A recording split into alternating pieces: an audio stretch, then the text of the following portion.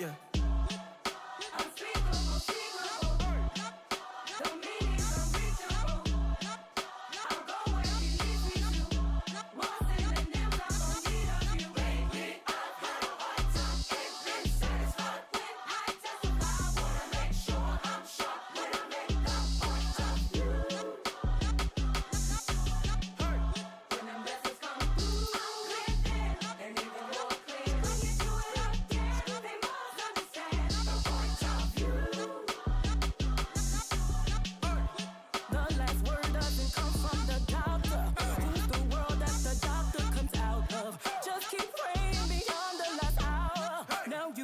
Procedure of how mumble it to myself, must think I'm crazy, but I'm humbling myself and I'm giving praise. Fumbling, got myself, they don't know what I'm saying. If you crumble and need help, I know who can raise you. Unspeakable, unspeakable, the meaning's unreachable. I'll go where he needs me to. More sin than them, I'm gon' need a few. Up, hard time, ain't been satisfied when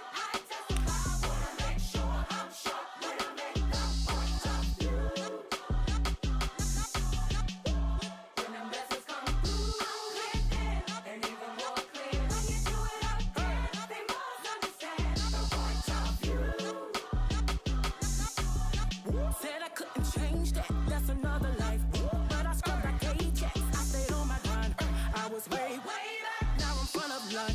Was I supposed to say that? Ain't trying to undermine. Mumbling to myself, must think I'm crazy. But I'm humbling myself and I'm giving praise. Fumbling, got myself, they don't know what I'm saying. If you crumble and need help, I know who can raise you. Unspeakable, unspeakable. The meaning's unreachable. I'll go where he needs me to. More synonyms, I'm gon' need a few. Lately, I've had a hard time. Ain't been satisfied when I testify. Wanna make sure I'm sharp when I make the point of view. When them blessings come through, I'm living and even more clear. When you do it again, they must understand the point of view. Dark situations can make them much brighter. Yeah, yeah, yeah. If your spirit's way down, he can make them much lighter. Yeah. You just taking off, you can go higher. Now let the joyful water fill your eyes up.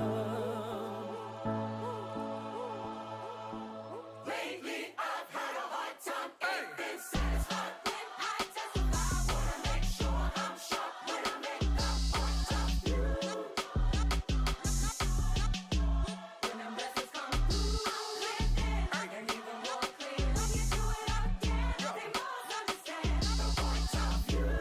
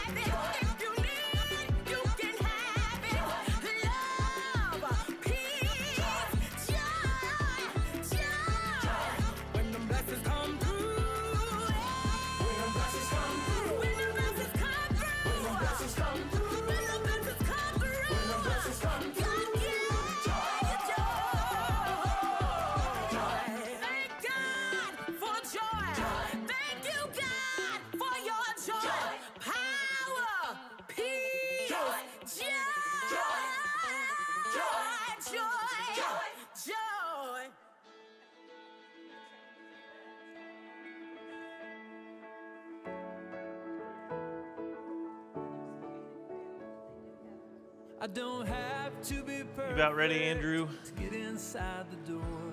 I Okay. don't have to be good to be loved. If it's true that my wounds are what the healer's looking for.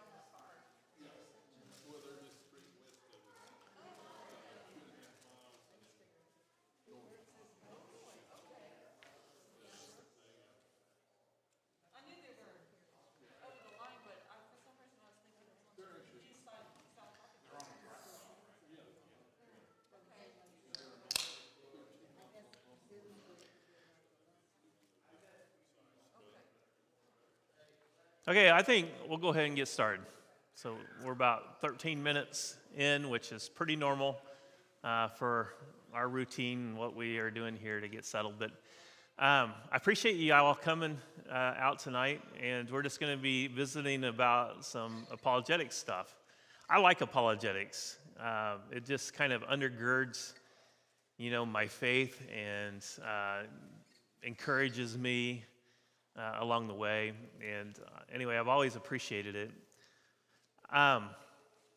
So one of the reasons when we were sitting down this past when we were getting ready for the next 6 months of our journey through the Bible, we were coming up with our topics that we would, use as kind of our workshops. And one of the ones that I brought up was, let's have one on apologetics. Because I think as we're journeying through the Bible, we're having these huge stories. I mean, in the beginning, God created the world, and God destroyed the whole earth in a flood, and just all of these really big events. And now we're even getting into the New Testament, where Jesus is walking on water and calming the storms and resurrecting from the dead.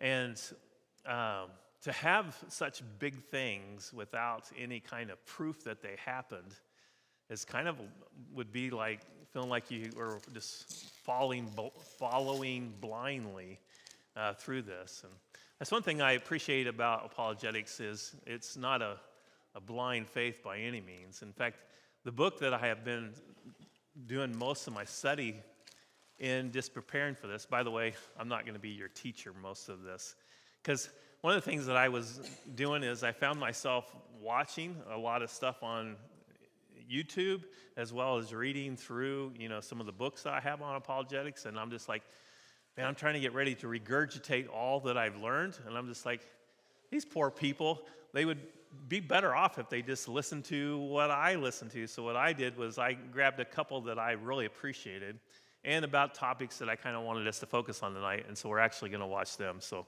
you can thank me later for that instead of having to listen to me.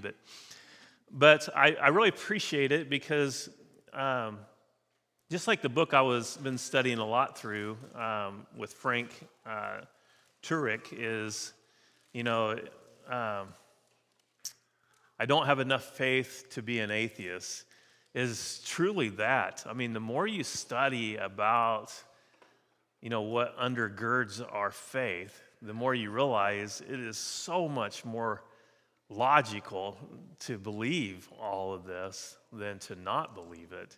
But it's always going to require some faith because we're not there. We weren't with the disciples when they were in the boat when Jesus was walking on the water. So we have to, believe in eyewitness testimony and things of that sort. Couple things, and then we'll get started. So because we're in John, one of the things about, let me get this so I don't lose it. But in John 3, that's where Jesus has this encounter with Nicodemus. And Nicodemus was very curious about this Jesus. And he comes to him, and what is it that and of course, Nicodemus is this religious, ruler. And he comes to Jesus at night because he's secretly wanting to have a meeting with him. He doesn't want to get in trouble, but he's definitely curious, definitely interested. He believes that Jesus isn't just an ordinary guy. Why is it that he believes that Jesus isn't an ordinary guy? Yeah, because of the signs and the wonders. I mean, I'm sure he saw a few of them, but he's heard about a bunch of them.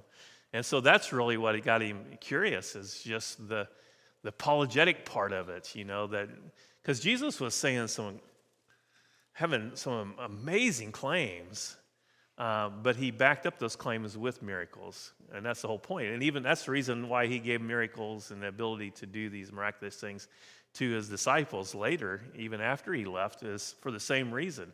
They were going to have to go off and preach this stuff, and how were anybody going to believe what they said unless they had some way of backing up what he says? Well, even today we have this. There's going to be some people that are just are going to be like, well, that sounds really good, but how can you prove it?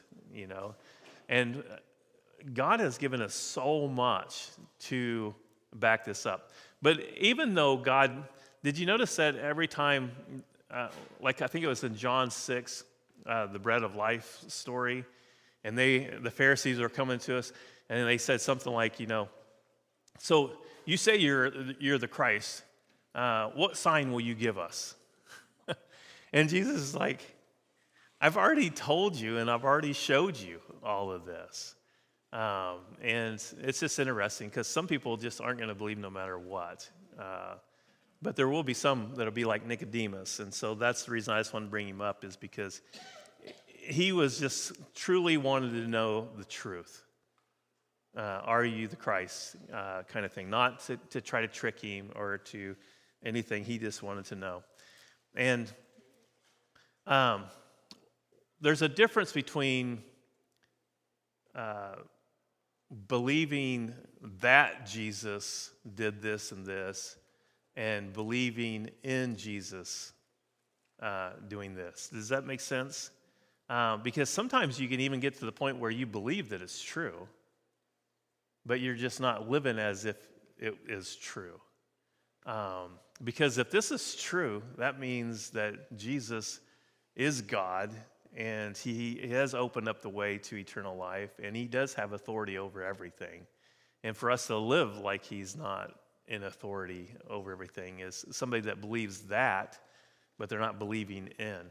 And so when we were upstairs, my Connect group is all high school kids this go around. And it's been really interesting, let me tell you. But we were talking about the vine and the branches in chapter 15, and what does it mean to abide in him? And so we had that conversation about believing that versus believing in, because that's what Jesus wants. He wants us to abide in him, to trust in him, not just,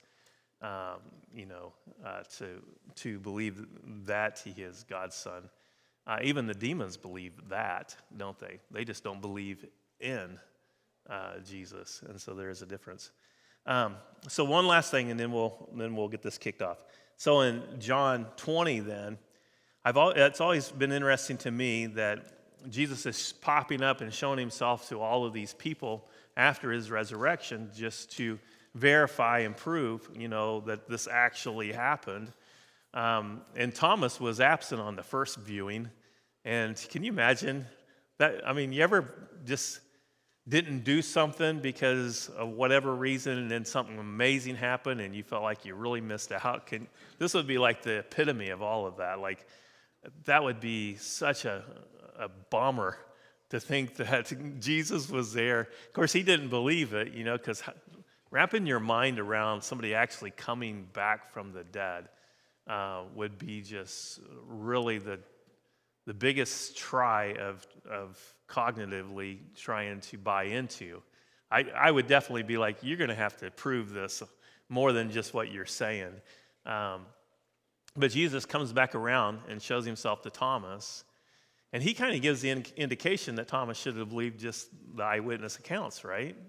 And rightly so. But ultimately, Thomas's response to checking out Jesus's holes and his body was, "My Lord and my God." But this is what Jesus says after that. He says, Jesus said to him, "Have you believed because you have seen me?" Question, right? "Blessed are those who have not seen and yet they believe." And I remember way back when I first read that, I was just like, so he's saying that blessed are those who have not seen me but believe. In other words, because they have to walk by blind faith. But that's not what he's saying. They have to walk by your testimony and the evidences that are going to be left behind. It's not that it's blind, but it is different than being actually present in the room.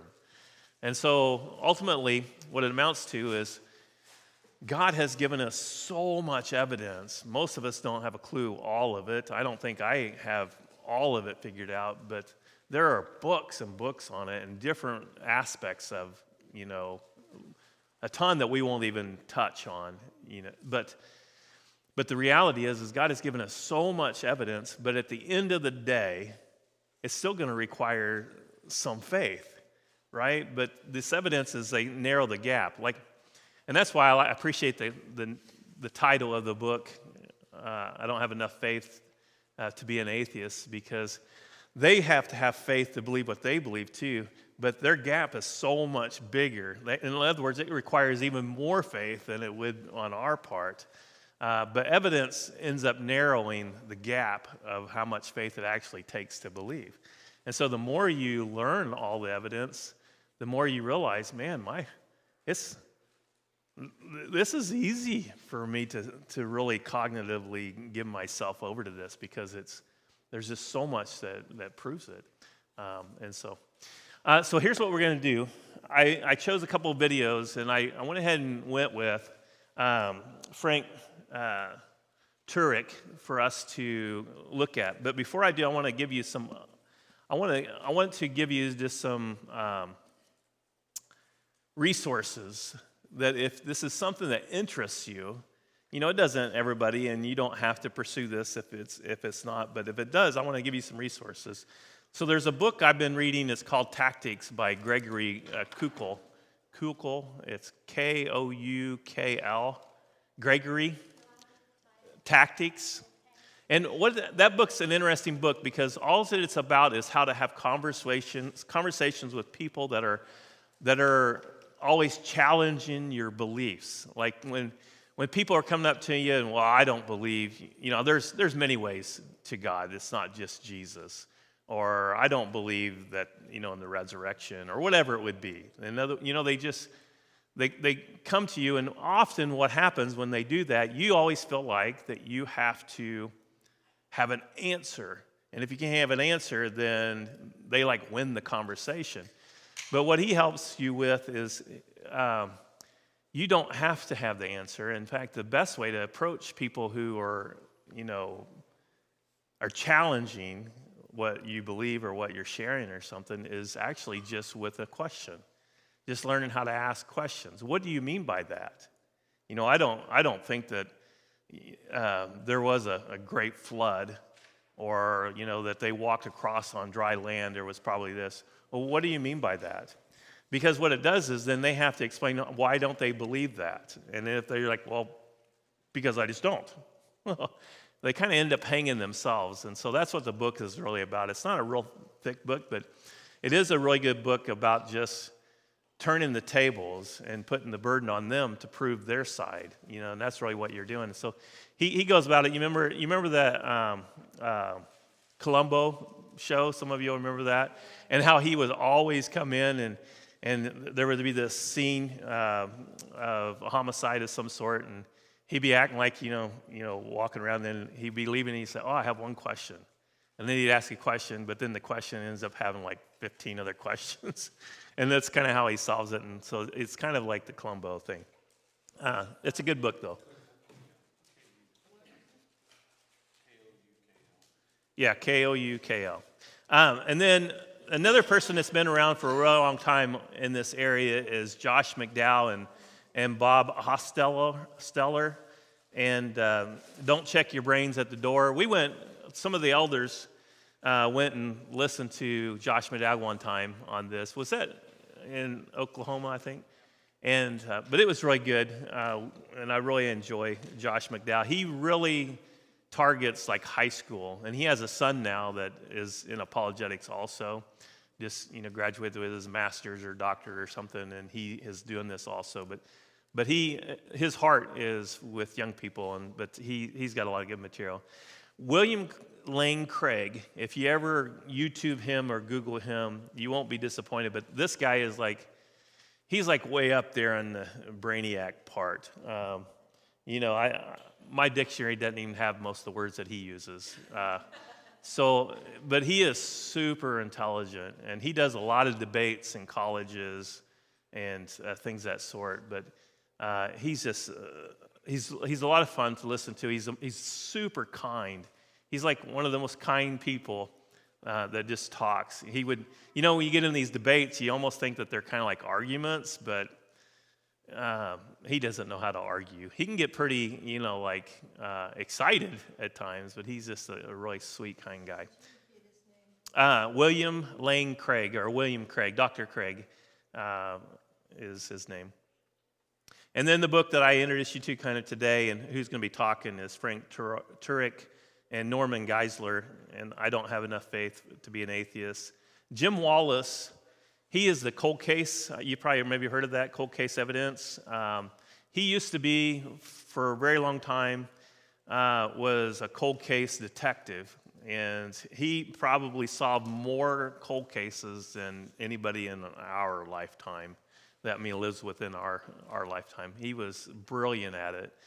And he became a follower of Jesus, and then he ended up taking all of the, his tactics of solving crimes and such and use them for evidence. And so that's kind of his angle, or how he goes about it, is through that. And so Jim Wallace. And then one that you would be familiar with is Lee Strobel, of course, and Case for Christ and things like that. He's probably the most popular. He's probably not my favorite. Probably my favorite is, I like Frank Turek. He's not like got this super humble personality like William Craig does, but he's on my table, like brings the cookies down to where I can get them, and so I've always appreciated that about him. So, but I just wanted to give those to you, and then also you can, if you have a smartphone, you can get a lot of these people on apps. And I have them, like one of them is Cross-Examine. That's the name of the app, and that's what that Frank Turek.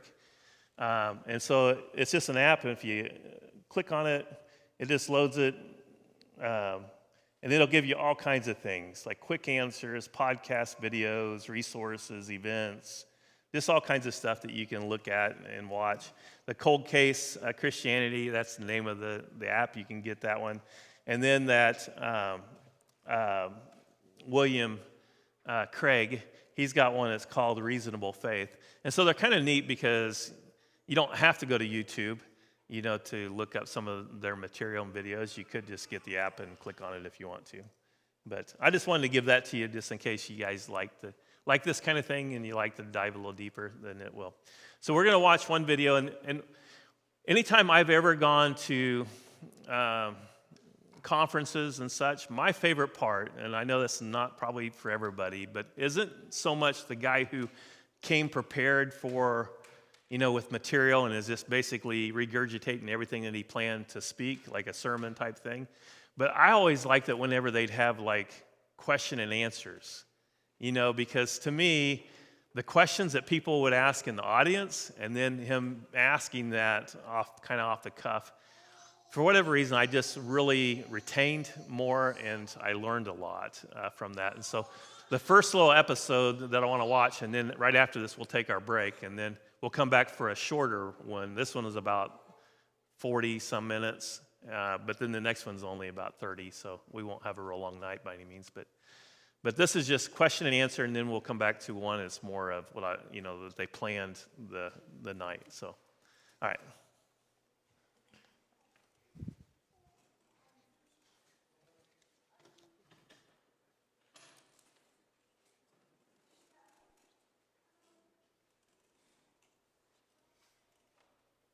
Right over here, gentleman with the hat on. Yeah, Will, go ahead. Hi. I have two questions for you, if that's Go ahead. okay. All right. The first one, and there seemed to be a bit of confusion, is the definition of atheism. It's not the assertion that a God doesn't exist. Rather, it's just the lack of belief that a God does exist. So. Okay, stop right there. Okay, because that's a good point. That's what atheists tend to say, that it's a lack in belief that God does not exist, okay? Is it just a lack in belief? Let's take a little closer look at it, and then we'll go to your second question. First of all, if so, it's merely a claim about the atheist state of mind, not a claim about whether God really exists or not. Yeah. Right? Okay, so if an atheist is just saying, I just lack a belief, okay, well, that's fine, but you're not really saying anything about the real world, okay? If you're saying that atheists just lack a belief in God. If so, it also means that rocks, trees, and animals are also atheists because they also lack a belief in God. Exactly. Which wouldn't really be saying anything, right? Okay, so that's not really a good way of putting atheism. And also, if atheists are saying it's just a lack of belief in God, why do they insist that God isn't needed to explain reality? Because, they use evolution, quantum theory, multiverses. Those are positive beliefs. I also noticed that many atheists, including my friend Christopher Hitchens, who I said died a couple years ago, didn't really call himself an atheist. What he called himself was an anti-theist. Yes. In other words, he's positively against God. He's fighting against God, which is why at the end of the debate I said, you can sum up Christopher Hitchens' position in one sentence. There is no God, and I hate him. Okay? He was angry with God. So this idea that atheism is just a lack in belief is really a vacuous claim, because it's only a claim about a person's state of mind, not about the real world. So the real brave atheists are the one who say, look, I think the evidence shows there is no God. Yes. Well, if I could just clarify, the idea is that atheism really is a claim that shouldn't exist at all, is a term that shouldn't exist at all. It's like saying you're an a-leprechaunist or an a-unicornist. The only reason we have to classify ourselves as this is because we're existing outside of normality. Right, but no matter what, whether you want to call yourself an atheist or a non-theist or an anti-theist, everybody who makes a claim and wants to be a reasonable person has to explain reality from that vantage point. In other words, an atheist would have to explain, if he's going to be reasonable and consistent, where did the universe come from? Where did design come from? Where did morality come from? Where did the laws of logic come from? Consciousness, all of these things that we all know about that are not material things, yet atheists are trying to say that everything's material. Well, we know that everything's not material because we're, for example, using the laws of logic right now, which are not material. Mm-hmm. Well, the entire point I'm trying to make here is that atheism is not a set of beliefs. Atheism doesn't back quantum theory, doesn't back the multiverse theory. It's simply the lack of a belief that God exists. Here's the problem, though. Hear me out on this, Will. The problem is you can say that if you want to be an atheist, but you're not saying anything about anything outside your skull then. Exactly. Which is, who cares? Right? Yeah. Well, if you want to be a reasonable person, you've got to say, okay, I lack a belief in God, and then therefore I'm going to try and explain how the universe came into existence, morality, design, and all these other things in another way. Okay, what is that way then?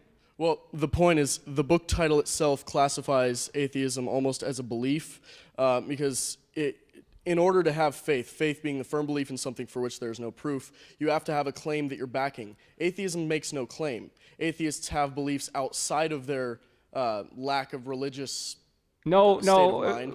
Every atheist, the new atheists, like Dawkins, Hitchens, Sam Harris, they all make these claims.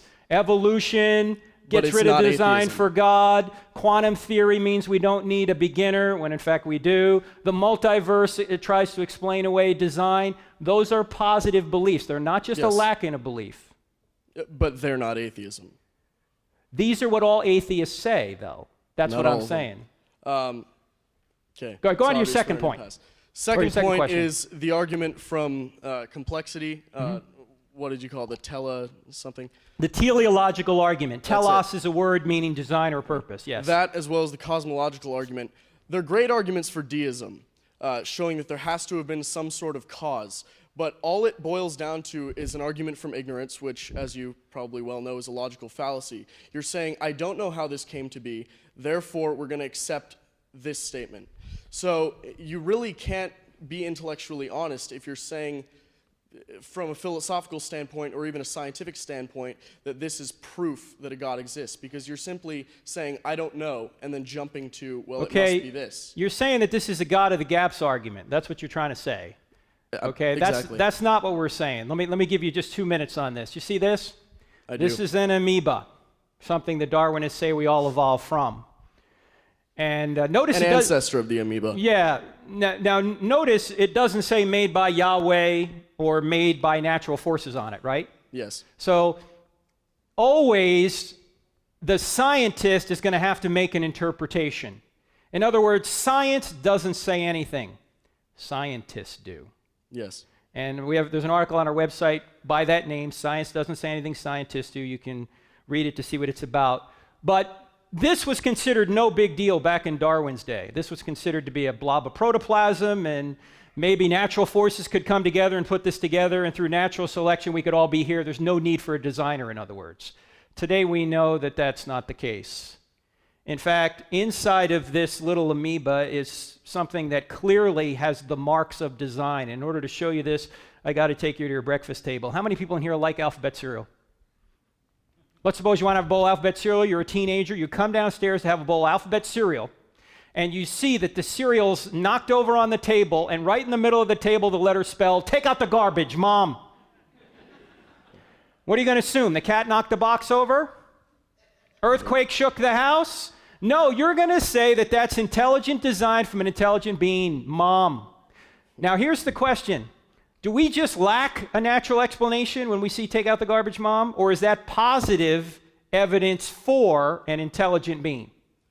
Well, in and of itself, it's not evidence for intelligent being. We can make the inference because it's a natural process. Wait, hold on. What was that? We can make an inference. You always make inferences. Yes. Are you inferring that an earthquake did this or that mom did this? You're inferring that your mom did this because you have evidence of things like this not happening outside of intelligence. That's exactly the point. However, you got it. With the universe, we only have one universe. Hold on. I'm not done. Okay. Okay. I'm just saying Okay. that this is evidence of intelligent design, and you agree with that. Sure. Okay. Well, if this is intelligence or evidence of intelligent design, then DNA must be as well. Because you see, DNA is a message like take out the garbage mom, but in a human being, it's 3 billion letters long.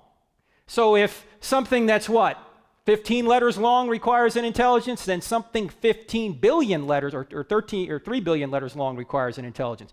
You say, well, maybe it started simpler. Like maybe it started in an amoeba. The problem in an amoeba has 1,000 volumes of an encyclopedia worth of information in it. The simplest code is thousands of volumes long. So if take out the garbage mom shows there must be an intelligent being, then it seems to me that a message much longer also requires an intelligent being. And by the way, it's not me who came up with 1,000 volumes in a microscopic amoeba. It's Richard Dawkins himself. Yes. The most famous atheist in the world. So when we infer to design, we are not creating a God of the gaps argument here. We are saying that we have positive evidence for intelligence. My only problem here is extraordinary claims require extraordinary evidence. Take out the garbage mom isn't all too extraordinary, but an entire universe you're attributing to a creator for which there's no evidence, for which you've said is outside of time, outside of space, isn't made of matter. Right. So you're trying to prove what is in its nature unprovable. Why is it unprovable? We are using spaceless, timeless, immaterial things right now. Like what? The laws of logic. True, but they're conceptual. They are conceptual, but they're not just conceptual. In other words, they would exist even if no humans existed. They in and of themselves are conceptual, but for them to be applied, there has to be a physical being, a physical mind to make the computations and apply the laws of logic. Well, of course, you have to have a mind to apply the laws of logic, but the laws of logic exist even if no minds existed on the earth. Right? So they're not just human conceptions. They are grounded in a mind, you're correct. What mind? The immaterial, spaceless, timeless mind. Here's my only problem with that. The laws of logic in and of themselves don't do anything. This God you're claiming has created the entire universe. Right. So you're making a jump here from something that's purely conceptual that we can't prove exists, that's immaterial, but that we only apply, that doesn't act in and of itself. And you're saying, well, that's the same as this immaterial God. Okay, well, let me ask you this, Will. If space, matter, and time had a beginning, what caused it? I don't know. Well, you can say I don't know, or you can follow the evidence where it leads. Space, time, matter had a beginning, and the being must also be personal to make a choice to create, must also be intelligence to put this universe together with such precision, must also be moral because we have the moral law, must also be a creator in order to create from nothing and powerful. Those are the attributes of God. Why wouldn't you just accept that? When you jump to must be personal because we exist. No, not personal because we exist. Personal because anything exists. Okay, because he made us the way we are. No. Personal to go from a state of nothingness to a state of creation. The being had to make a choice. Gravity doesn't make choices, right? Okay. So I'm still a not personal seeing how being it actually lines up logically. It seems like kind of a jump just based on wishful thinking. It all boils down to an argument from ignorance. I don't know. No. So this has to be No. Will, it's not an argument from ignorance. There's positive evidence that a spaceless, timeless, immaterial, powerful, moral, personal, intelligent creator exists. That's what we've been given here. Just as much evidence that there's a spaceless, immaterial, flying spaghetti monster that exists. No, because the flying spaghetti monster is a being inside the universe, if he exists at all, made of spaghetti. But Spaghetti had a beginning. It's by material. his nature, he's outside of the universe. He simply chooses to appear to us in the form of spaghetti. Well, if you want to call the God of the Bible the flying spaghetti monster, be my guest, but you're not going to find it in the scriptures. The point is simply that you can't prove something that's immaterial. You can claim to make these blanket statements and just jump from one claim to another, but it's not proof. Will, what do you mean by proof? Physical proof. What does that mean, physical proof? Is the universe not physical? The universe is physical. Okay, well, that's physical proof right there. The whole universe had a beginning, so it can't come from more physical because all physical had a beginning. It had a beginning, but the jump is when you say that beginning was a creator. Well, if there was a creation, there has to be a creator, am I right? If you're presupposing that it's a creation. I'm not presupposing it. The atheists are telling me that. There's an existence. If you presuppose that it's a creation, then there has to be a creator. Well, let me ask you a question. Okay. Honest answer. Honest. If Christianity were true, would you become a Christian? Well, I have to preface this by saying I would believe it was true if there was evidence for it, but I would not be a Christian. Why not? I don't believe a lot of the things that the Bible says to be moral. So you have your own moral standard by which you judge the Bible. My moral standard is based on empathy, emotion. What would I want them to do to me? Well, Jesus said something like that. That's pretty good. So did Confucius. Yeah, that's called and Aristotle. That's called the golden rule, rule, which is known even without the Bible. We know Yes. that. But So- I prefer Confucius's version because he says it like this: "Do to others as they would wish you do to them." Requires a bit more thinking, a bit more empathy, but it's much more accurate because it's not that there's some third party setting the moral standards. It's that you're interacting with your fellow beings and you're seeing what would be best for all of you to exist as a cohesive unit. Well, you know, which is the human species. Hitler said what would be best is to kill all the undesirables, and that would be best for the human race. Did he have the authority to say that? He had the authority to say that, but it doesn't necessarily make him correct. Well, there has to be a standard outside of Hitler and me and you that establishes what is correct then. That's what we mean by God. I get what you mean by it, but it doesn't necessarily make it true. Because we can get our moral principles simply by empathy. Simply by saying, well, if I were to smack someone, that would be bad because I wouldn't want them to smack me. Well, I've got several slides that we could talk about this, but I know other people want to ask questions. Yeah, I kind of figured. Thank you for being honest by answering that even if it were true, you would not be a Christian. You have the free will to reject. That's why God gave you free will, so you could reject or accept. But thank you. We can talk more if you want. Let's go to somebody else. Thank you. Hey, pause it just for a second, Andrew. There's a gentleman right over here. So that's a question that he asks quite a bit if you watch any of his videos. Why do you think he asks that? Just real quick. Yeah, because that's really where Will was. Is he was not going to ever convince him because the logic was he wasn't going to buy into logic because he's just not going to buy into God, period. And so he was recognizing, okay, we're not ever going to get anywhere because we're just not going to have a logical conversation about this stuff. And so, but he does do that once in a while, and I think it's a good thing to just keep in the back of your mind because you obviously will run into people that you're not really having a conversation about, you know, where the evidence leads. You're just having a conversation about just not going to believe it. And I think that's one of the things he was talking about, some of the atheists, you know, where they still have to have faith.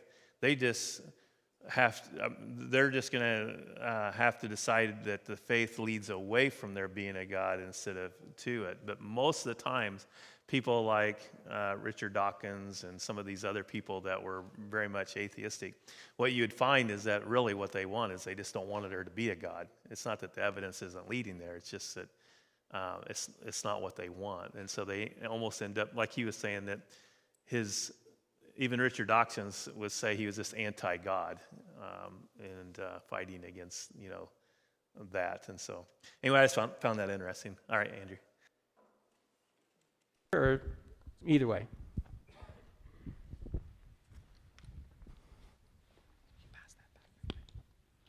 Yes, sir. Okay, so am I correct in assuming that when you said the apostles saw Jesus, they wouldn't want to lie about it because they were under the impression of death or torture or something like that? Basically, why would the apostles die for something that they knew wasn't true, correct? Sure, yeah. Why would they do that? Why would an average soldier in the SS want to die if he knew that the Übermensch wasn't true? Well, of course, the soldier, in many cases, believes in the whole Uber theory. I mean, they were brainwashed. They were propagandized. Why can't we say this is also true about the apostles then? Well, you would need evidence for that. What evidence do you have that they were? The problem is that we don't have any evidence that we were because we can't go back to the time when Jesus was walking around with his apostles and telling them what he told them. Well, that's true about all history. You can't go back in time. You're absolutely right. So what you have to do is rely on the physical evidence and the written evidence from the time in order to discover what happened. That's what all history does. Okay. You said something about how God's design is perfect, correct? No, it depends on what you mean by perfect. In a world constrained by physical laws or physicality, there's always constraints. In other words, there's optimization based on what the creator is making his creation for. For example, this laptop was designed to travel with and do presentations like this. Yeah. But it's inadequate to, say, run NASA, okay? If it had to run NASA, it'd be the size of this room. So there's always trade-offs when you design. You have to design things based on the purpose for which you're designing them. What So there's about no when you- such thing as perfect design. There's optimal design, we might say. When you look at the design of the human himself, we have a coccyx and we have an appendix. If design were perfect of humans, then why would we have these things which are essentially superfluous? I just said there's no such thing as perfect design. Okay. It depends on the intent of the designer. Okay. And the premise behind the question is, and I've heard atheists say this, well, why didn't God make us with, say, Teflon veins or something so we wouldn't, get our arteries clogged? Well, God doesn't intend for us in this state to live forever. The point is we're in a fallen world and we do run down and we do die. So that's the intent. If that's the intent, then the design is fine. But just because design isn't what you think it should be doesn't mean there's no design. So, for example, I like this computer, but a lot of times I hate it. All right? And I might say, this thing isn't designed very well. That might be true, but that doesn't mean it's not designed at all. It's quite obviously designed. Whether I like it or not, that's another question. Okay, my last question is, earlier on in your presentation, you showed a picture of exterminated Jews at a concentration camp, correct? Yes. And you said that these bodies essentially were proof of the existence of a god, correct? No. Well, what not proof, but what I'm trying to say is people would see these bodies and think that there's probably a god. No. The argument was that a Holocaust is objectively wrong. Well, And if something's objectively wrong, there must be something that's objectively right. how is it objectively wrong, though? Because the people who were committing it thought that what they were doing was right. Oh, people think all sorts of different things about right and wrong. That's not the point. The point is, if there's one thing morally wrong, then God exists. Just one. Well, If it's wrong to torture babies for fun or murder Jews in a Holocaust. Well, that completely is dependent upon a person's view on torturing Jews or murdering babies. But the thing is that we as humans, we have empathy in us probably because it's designed to preserve our species. We don't have empathy necessarily because some god gave it to us. We have empathy so that we can preserve our own race. Okay, but here's the problem. It's a good question, and it's kind of related to what Will had said. So let me answer it in a little bit more detail, and then we'll get to some other questions. Because the question is, can evolution explain morality? That's really the question that you're saying. Well, we got this empathy here, and that ought to explain it. First of all, moral laws are not chemical or biological. They're immaterial, and they come from personal agents. If there's no God, there's no such thing as a law. There just is chemicals. There just are biological entities. Secondly, chemistry and biology are descriptive, not prescriptive. Evolution describes what does survive, not what ought to survive. Why should humans survive? That would be speciesism. We just say, well, we humans, we ought to survive. Why? If there's Opposable no thumbs. God. What's that? Opposable thumbs. We're able to grasp Yeah, but things. why? What? Because that's what we need to survive and cope. No, I know, but why should we survive as opposed to any other species? Survival of the fittest. Right, that's exactly what Hitler believed in. And that's why he was trying to get rid of the unfit, because the unfit were taking resources from the fit. And so he wanted to create the super race. The question is, should he have done that? He's just following. In fact, if you read Mein Kampf, which was Hitler's book, his 1933 book, what he does is he quotes from Darwin. And he says, if the weaker race does not want to survive, if the weaker race does not want to fight, they have no right to survive. Also, should we rape to survive? I mean, if survival is our goal, maybe we ought to rape then, because we can propagate our DNA by raping, can't we? Yes, essentially, but we don't need to rape people when we have the ability to consent. That's true, but what the point here is consent. There's no reason to consent if there's no moral law. You can just rape and survive that way. You don't need consent. Also, should we murder the weak to help others to survive? That's Hitler's point. And by the way, since evolution is a process of change, then morals must change. Rape may one day be considered good. I mean, if we're always in flux here, then one day we're going to say rape is good. Finally, why cooperate when not cooperating often helps you survive? Will made this point earlier when he's saying, look, if I show empathy to you, you'll show empathy to me. Well, that's not even true. Stalin didn't show empathy to anybody except his inner circle, and he died on his deathbed after killing 20 million of his own countrymen, shaking his fist at God one last time. So you don't have to cooperate to get along. In fact, quite often you can get ahead by not cooperating. What's that? No, it's much easier to be selfish than it is to be selfless. Much easier. If you don't think so, I hate to say this. I'm going to say it anyway. Go into any corporate boardroom. Go into many elder boards. If you don't think there's politics where people are jockeying to try and get their own way, you haven't lived very long. Good questions, though.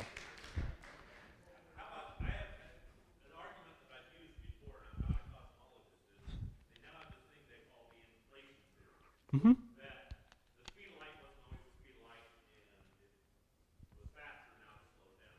I call that the second miracle. View is, the speed of light is constant now. Why wasn't it always? Yeah, Alan Guth at MIT came up with inflation theory, and it's a bit controversial. But one of the problems with inflation theory, as I understand it, is you have to have a period of inflation and then a quick period of deflation, and it's obviously we're not observing this now. It's speculative, but it doesn't really get it doesn't get rid of the need for a creator. Whether there is inflation or how it was created, that's a whole other story. But you still need a creator. There was somebody over here who had a question, I thought. Yes, that gentleman right there.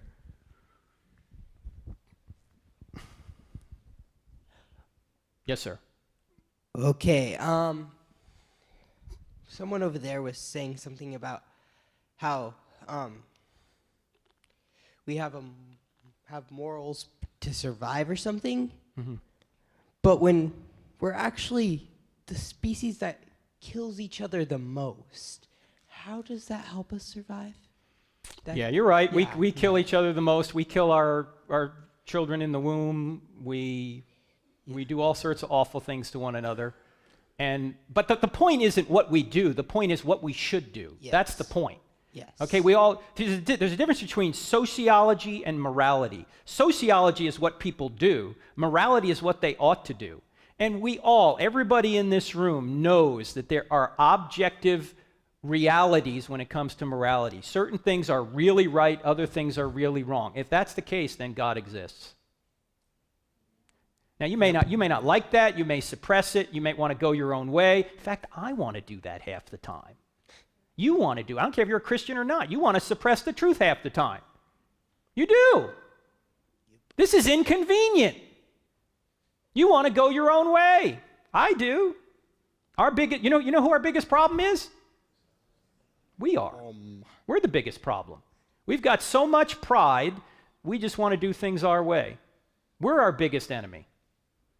Thank you. Next question. I had another thing, though. Oh, yeah, go ahead. This is a comment, by the way. Just as long as it's not too long. We got a lot of people waiting, so go ahead. Pretty quick. I seem to remember that Darwin said that if this one point of his theory got proven wrong, that the entire thing should be thrown away. Yeah, his point was that it was proven wrong.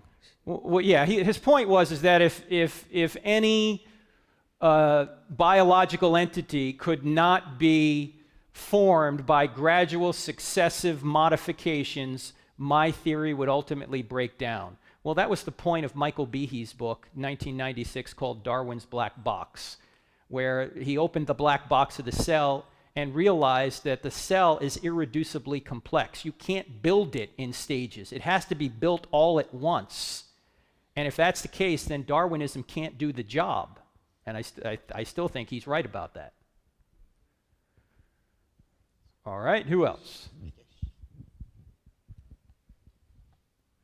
There's a gentleman in the back over there.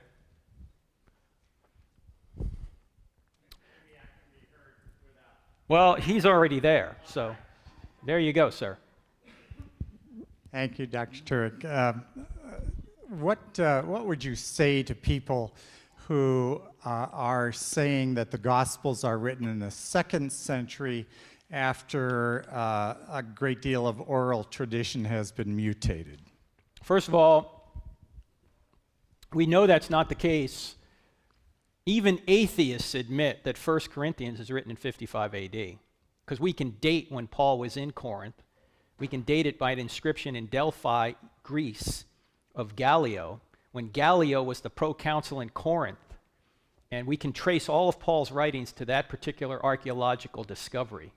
And we know that 1 Corinthians is written by 55 AD. We also know that the creed in 1 Corinthians 15, verses 3 to 8, is pre-40 AD. Even atheists admit this. So there's not much sense in saying it was written in the 2nd century. We also know if you look at the book of Acts and you look at the Gospel of John, there are eyewitness details in there, which are all in the book, which could only have been known by an eyewitness or somebody who knew an eyewitness. So to say they were written in the 2nd century doesn't make any sense. Also, the early church fathers are quoting from the books in the 1st century. So if the books are being quoted in the 1st century, they obviously can't be written in the 2nd century. There's even a commentary written at the end of the 1st century. So it just makes absolutely no sense to say they're written in the 2nd century. This gentleman back there. My name's James. Are Hey, you James. of the opinion the old Earth or young Earth? Are you as far as the age I of the am universe? absolutely convinced that the universe is at least 51 years old.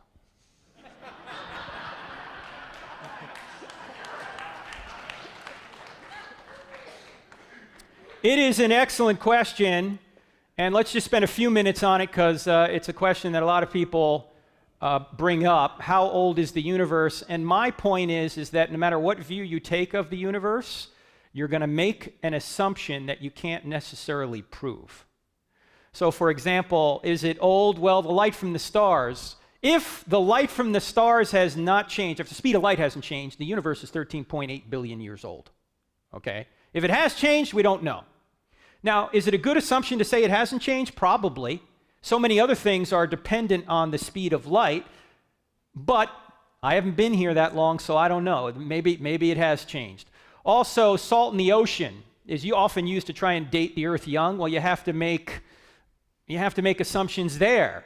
The same thing is true with radioactive dating, which is not used to date the universe, but is date objects in or on the Earth. And then you have to make assumptions you can't prove either. You have to assume some things have stayed the same, or the amount of uranium or the amount of lead was assumed to be zero in the beginning. These are all assumptions that you can't prove. Now, a lot of people say, well, the Bible shows that the universe is young. Let me ask you a question. What does the first verse of the Bible say? In the beginning, God created the heavens and the earth. Okay, when did God create the heavens and the earth? In the beginning. When was the beginning? In the beginning. Does it say? Doesn't say. Well, you say the days. Well, hold on. In the very first verse, it says, in the beginning, God created the heavens and the earth. It doesn't say when that was. Since the initial creation happened before day one, the Bible doesn't say how old the universe is. When does day one begin? It begins in verse 3. All the days begin with the phrase, and God said. Now, could it be 6 or so 1,000 years old? Of course, I'm open to that. I'm just saying, we often think that the universe, or we often think that the Bible says something it doesn't say. It doesn't say it's 6,000 years old. Now, even if you think the days are pertinent to the age question, the word for day in Genesis could have 4 different possible meanings. In fact, words don't really have meanings, they have usages. Like if I say the word bark, what does that mean? You don't know. Do I mean the bark of a tree or the bark of a dog? It depends on the context, how I use it. There are 4 possible usages. 12 hours. Why? Because verse 5 says he called the light day and the darkness night. That's 12 hours. Could be, of course, the common 24 hours. Could also be a era, like if we were to say Peyton Manning was a great quarterback in his day. We wouldn't think Peyton Manning was just good for 24 hours, would we? No, we get the idea. Or the 4th usage I'll get to in a minute.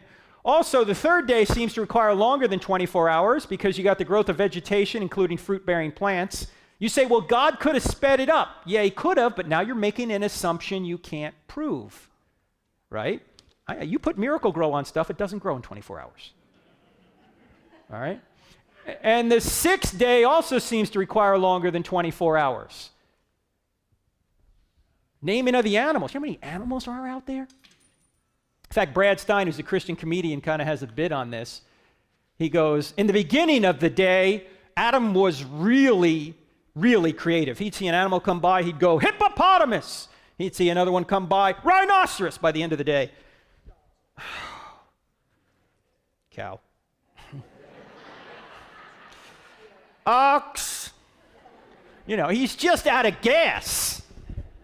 Can't do all that in 24 hours.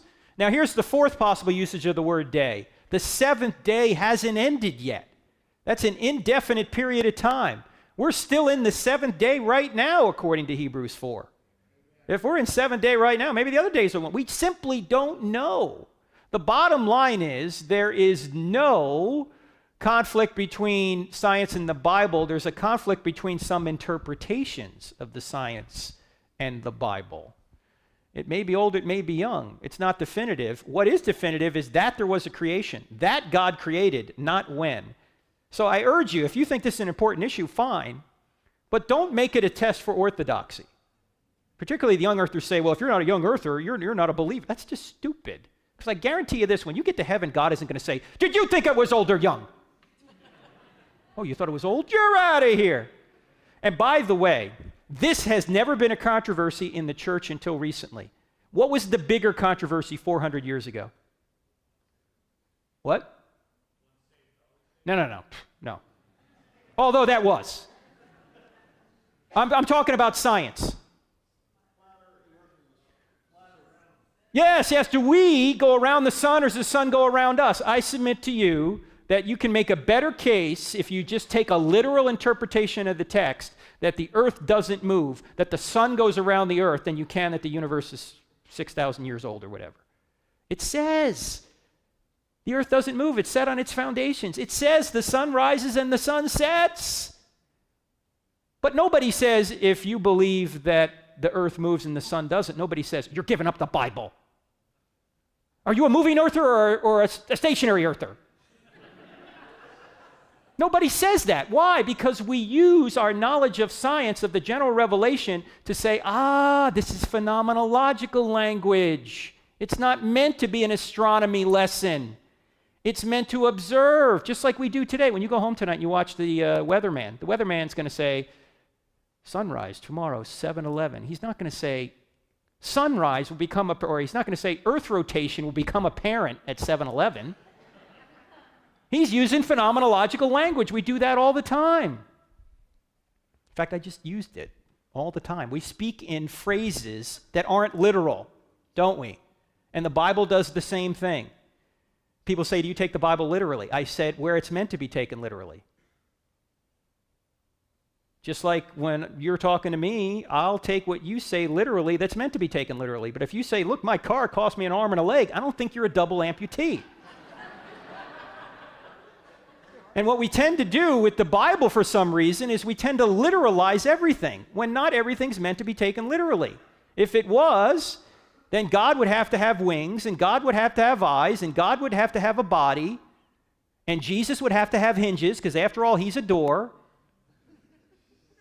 I mean, use your common sense. All right, who else? There's a gentleman down here. And while we're getting the mic down here, did you hear that one atom said to another atom, I just lost an electron? And the second atom said, are you sure? And the first atom said, I'm positive. Anyway. This side does not get it. All right. Yes, sir. Go ahead. Hey, Frank. So I've been going through your book, and I have a grasp on what the Roadrunner tactic is, but Yes, I sir. want to see if it's applicable here. I get into discussions with my coworkers about apologetics-related stuff frequently, and one of the responses that I get, actually a couple times is something along the lines of, you're wrong. And I'm like, why? And he's like, well, every law has an exception except this one.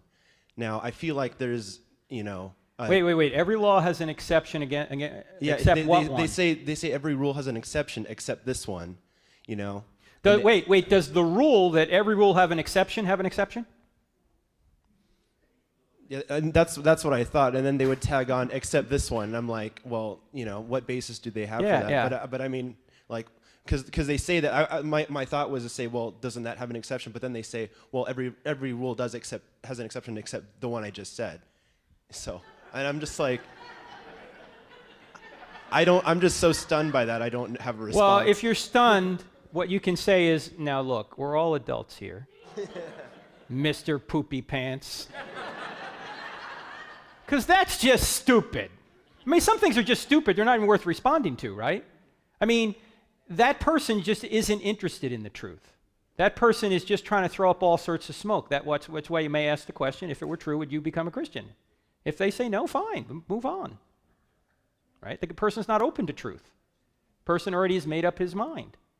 So if they're going to come up with silly stuff like that and not acknowledge the truth. You see, there's a difference between proof and persuasion. You can prove something, but that doesn't mean someone's going to be persuaded by it. Go back to Pascal. People almost invariably base their beliefs not on the basis of proof, but on the basis of what they find attractive. So you would call that closed-mindedness if they give a response like that? Yes. Okay. Thank you. Yes. That's right. Whatever that meant. Oh, okay. Yes, sir. Oh, no, wait, let's go to somebody else. So I want to make sure other people because you already had a question, if someone else has a question, if not, we'll go back to you, but if anyone else had a question. Down here, this gentleman right here.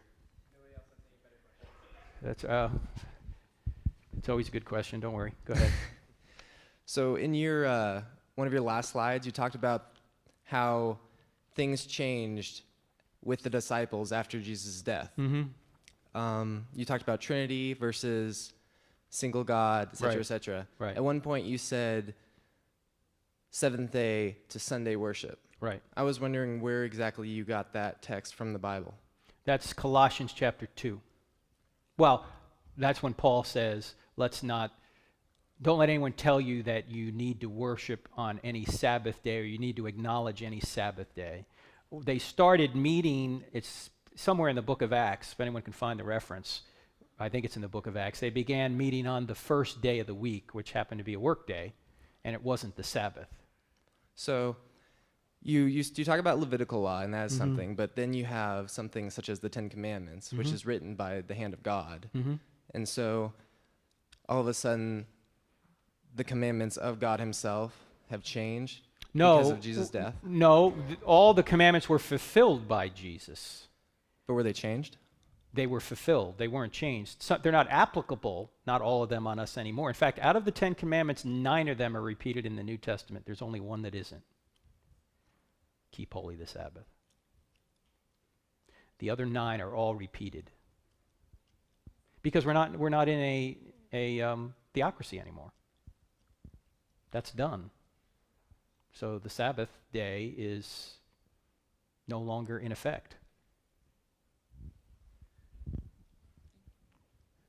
I might add to that just one comment, but Yes. yet the Sabbath day is the only commandment that says remember it. Well, we can remember it, just like I remember things in history, but that doesn't mean we necessarily practice it today. What? Well, I mean, this is an internal dispute among Christians, but then why would Paul say, don't let anyone tell you you have to worship on a particular Sabbath day? That's Colossians chapter 2. See, we're free from the law. See, a lot of Christians don't understand. We're free from the law because Christ has fulfilled it. But James says in James chapter 2, there's a law of liberty. What does that mean? It means that if you obey God's commands, you will be free from the consequences of not obeying those commands. And that, in other words, laws help you live a better life. You don't work your way to God by obeying the laws, but you can live a better life and be a better witness to others if you live a moral life. But you're not winning favor with God by living a moral life, or you're not putting God in your debt. You are just making your life better, and you're being a better witness to others. But the whole book of Galatians, as you know, is all about let's not get involved in legalism. Don't think you're going to work your way to God. What you started by the Spirit, you're not going to finish by the law. Anybody else? This gentleman right down here. I think at one time or another, Christians and especially non-Christians have struggled with when you think about morality and when God had both not only the men but the women and the children slaughtered, like after Moses came down from the mount. Mm-hmm. And he opened up the earth and Mm-hmm. everyone. What's your response to that? Well, even a more dramatic one is the whole generation of Noah. I mean, everybody's dead except for 8 people. Here's the question. When God judges people, whether it's Noah, whether it's the Israelites, whether it's the Canaanites, whatever it is God arbitrary? Does he just wake up one day like a mafia boss and go, Canaanites, want them dead? No. He always gives reasons. What are the reasons? Well, in the terms of the Canaanites, they're practicing not only bestiality and all sorts of sexual sin, they're also sacrificing their children to the molten god Molech. They would literally put their kids on a molten hot, bull-headed god, and the kids would shrivel up on the arms of this heated god. And the musicians would beat their drums louder so the parents couldn't hear their own kids screaming. And I always hear atheists saying, if there is a good God, why doesn't he stop all the evil in the world? And here's an instance where God steps in and stops this evil, and the atheists are complaining about it. You notice that? Look, you want him to step in or not? He steps in and he stops it. Now, the key question here is, can God murder anyone?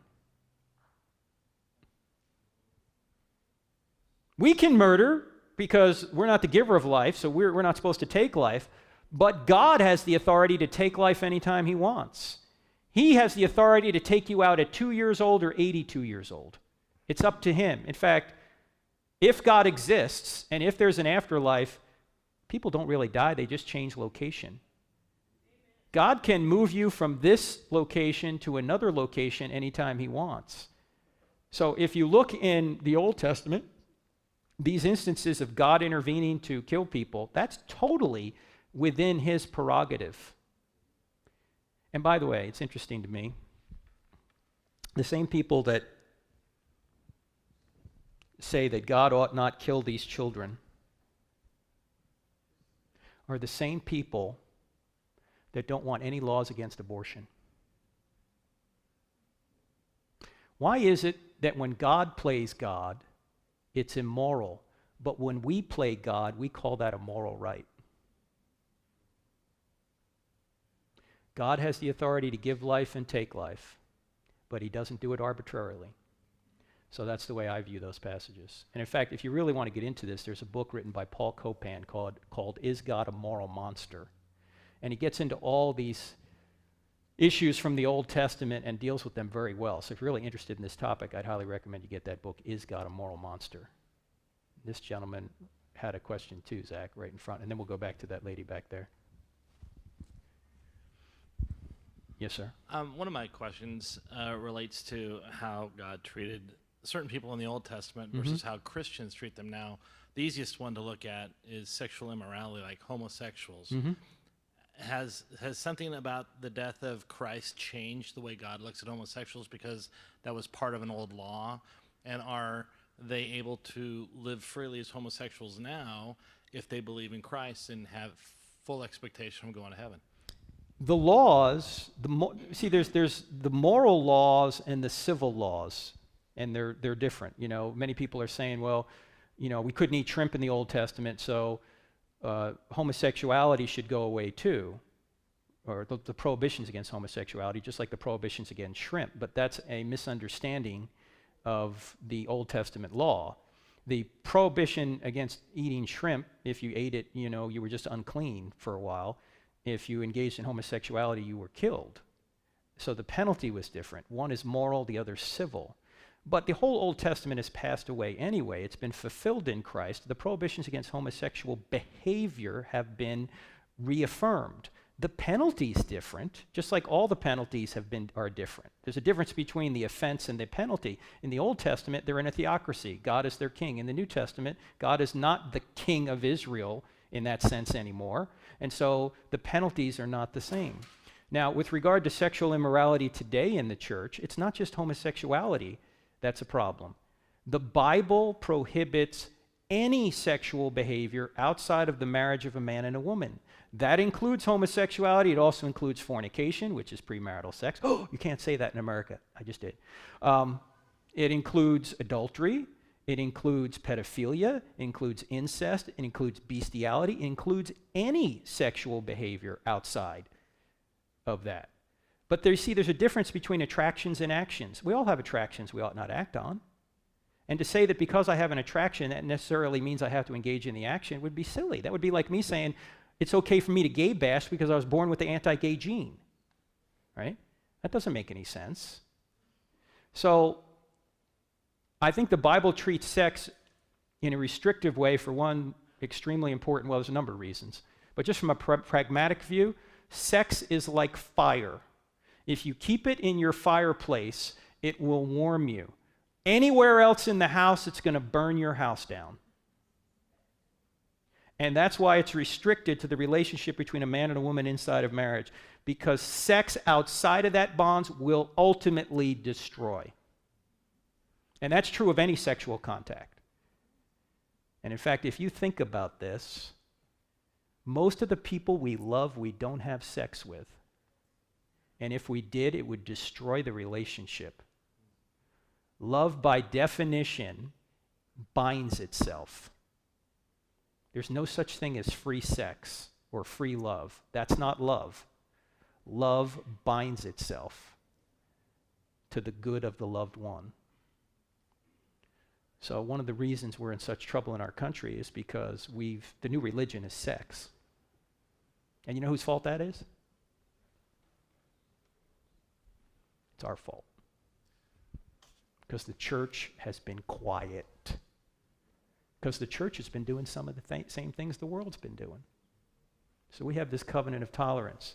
I won't say anything negative about your bad behavior if you don't say anything negative about mine. And we're all going down together, aren't we? All right, Yes, Andrew, ma'am. let's stop there, buddy. So we're going to take a little break. The best is yet to come. So I'll give you 5 minutes, and then we're going to show a smaller video of just something that it's more of a prepared speech, and I think you guys will really enjoy it. So we'll let you take potty break, or if you want to get a snack or something, you can.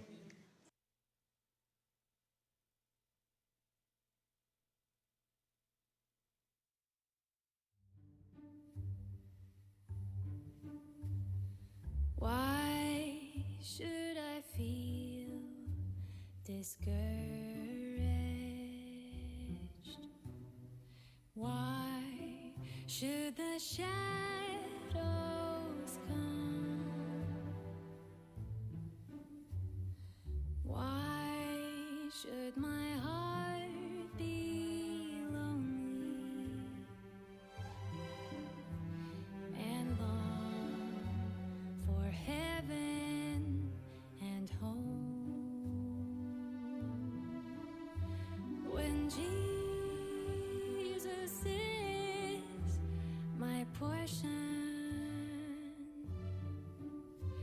a constant friend is He.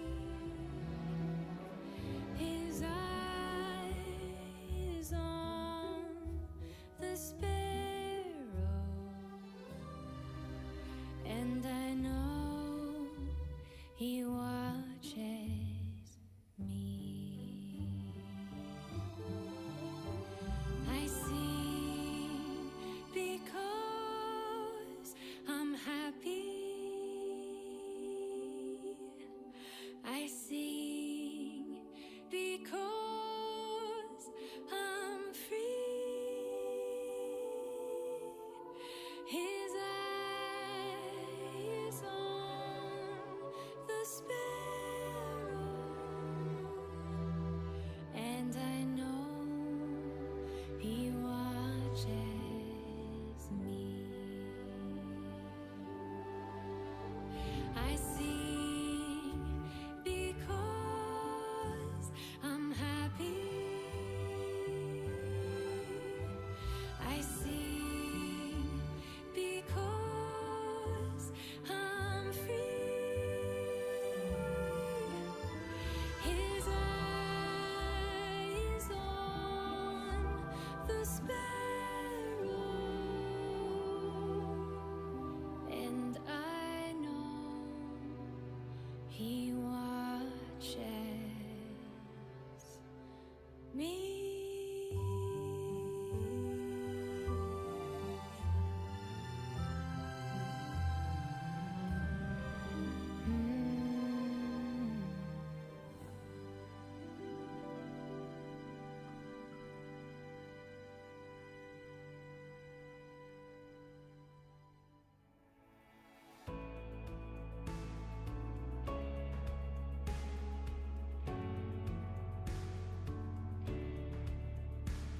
When the whole wide world feels crazy,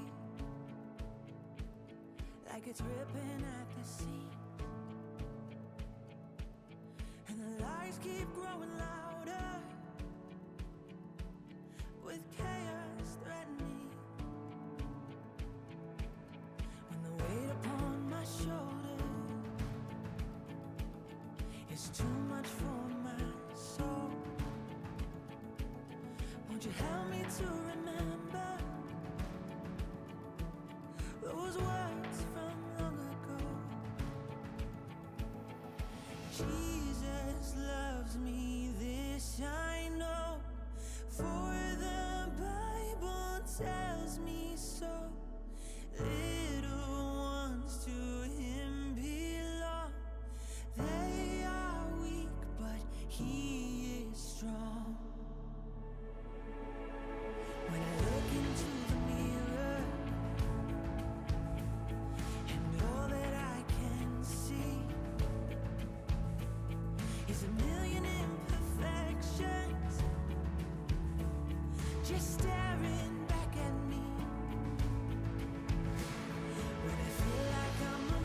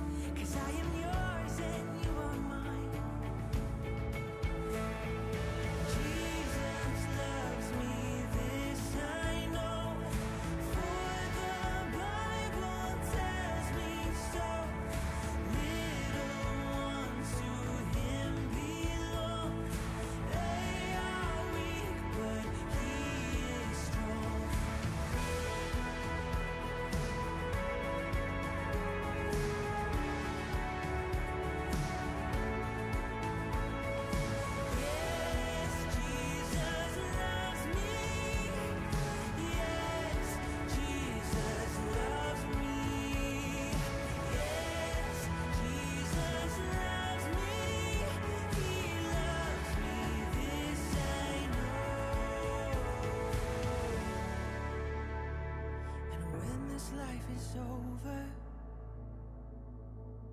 All the tears are gonna end.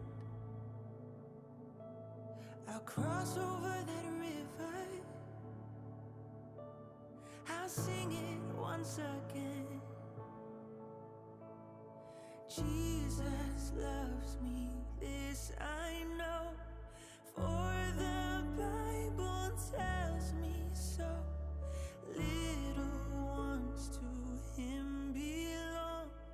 They are weak, but he is strong. Yes, Jesus loves me. Yes, Jesus loves me. Yes, Jesus loves me. He loves me, this I know.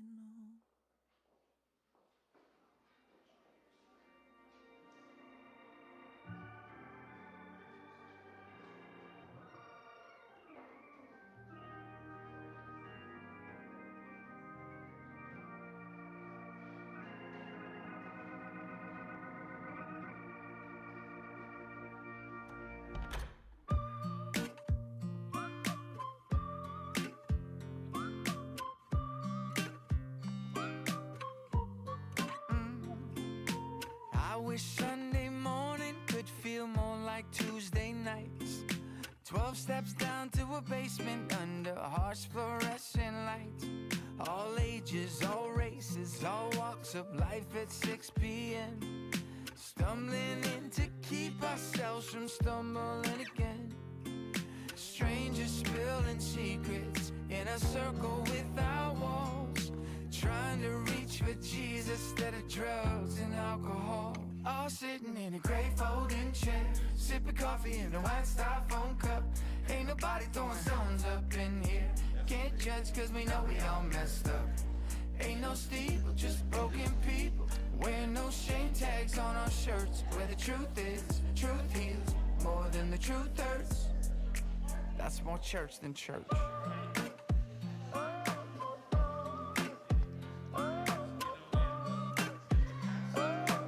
Yo, Walker, tell him, bro. All righty, our time's up.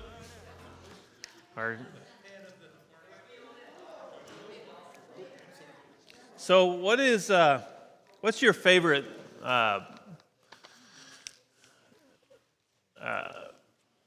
argument, I suppose, apologetic argument that you like to dive into or like somebody to talk about? Well, if you're right, I guess we don't have anything to worry about. Yeah, but I mean, do you like archaeology? Do you like the cosmological argument of? Oh, I'm sorry. Go. If you're right, we don't have anything to worry about. But if I'm right, then you've got a lot to worry about. So, what would that fall under though? Like like there's a philosophical argument. Would that fall under that maybe? Probably. Yeah. Archaeology. Yeah. One of the things that about what we just watched, a couple things that stood out to me. One is that pastel quote, because it seemed like it fit a lot of what he was saying, but it seems like it fits a lot what I experienced myself. And his quote was that most people almost inevitably arrive at their belief not based on truth, but what they find attractive.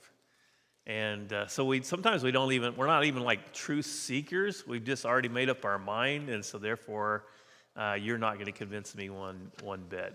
And and I felt like there was a couple people in the audience that maybe was around that line a little bit. But that's the thing is, are we really after the truth, or are we just after arguing for arguing's sake? Like that's more what we're after. And so, but also I really appreciated what he said about abortion, and just how, atheists are always complaining about this God who is always killing people here, left and right, and at the same time, when God does it, it's immoral, but when we do it, it's a moral choice, you know. And I just thought that was really insightful, because we have the right to do it, but he doesn't, even though he's the one who created it, created all of us. So.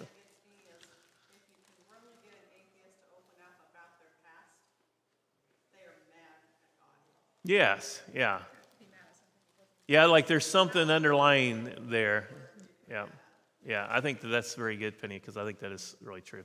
So anyway, we're going to jump into this one. This one is a lot of fun. I think you guys will really enjoy this. This is more of the cosmological argument's sake, but I really wanted to show it because not only is it good and encouraging, but since we just kind of came out of creation and, you know, a lot of exciting things in Genesis and stuff, that this might be pretty good to talk about. So.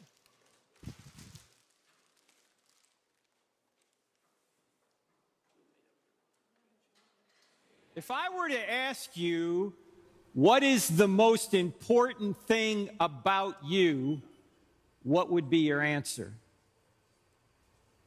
According to A.W. Tozer, he was a pastor that lived a couple of generations ago. He said that the most important thing about you is what you think about when you hear the word God.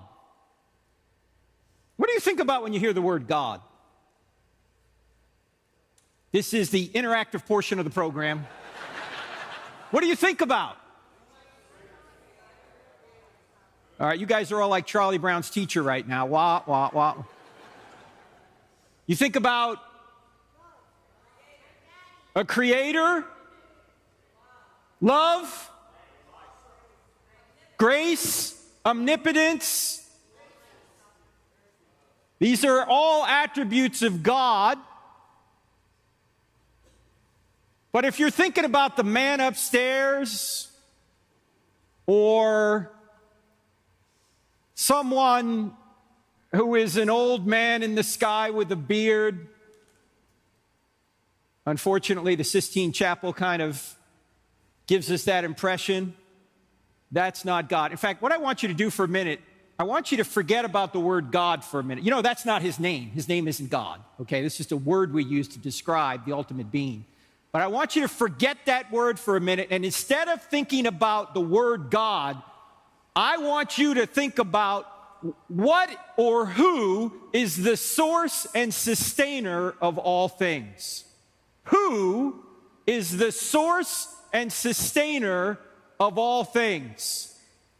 And I think if we had time in here to go through this, we would conclude that the source and sustainer of all things this being has certain characteristics. We lay this out in the book, Stealing from God. What are these characteristics? First of all, this being is self-existing. He is the uncaused cause of all being. He didn't have a beginning. He won't have an end. He didn't have a cause. He is what Aristotle might call the unmoved mover, the being that has always existed and will always exist. This being is also infinite, meaning it's unlimited, this being. It has no potential to get better.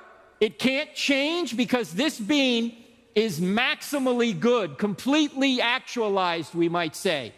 This being is also simple, meaning the being's undivided. It doesn't have any parts. It's not composed. This is one reason that we know God is uncreated. Everything that's created is composed. It's composed of parts. You're composed of parts. I'm composed of parts. This church obviously is composed of parts.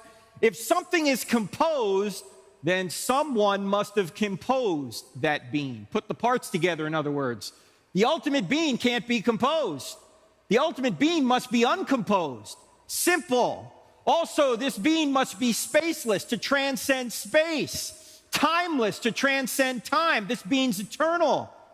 This being created time. He's not inside of time, he created time. This being is also immaterial, and meaning spirit, not made of matter. Jesus famously says to the woman at the well, God is spirit, and we must worship him in spirit and in truth.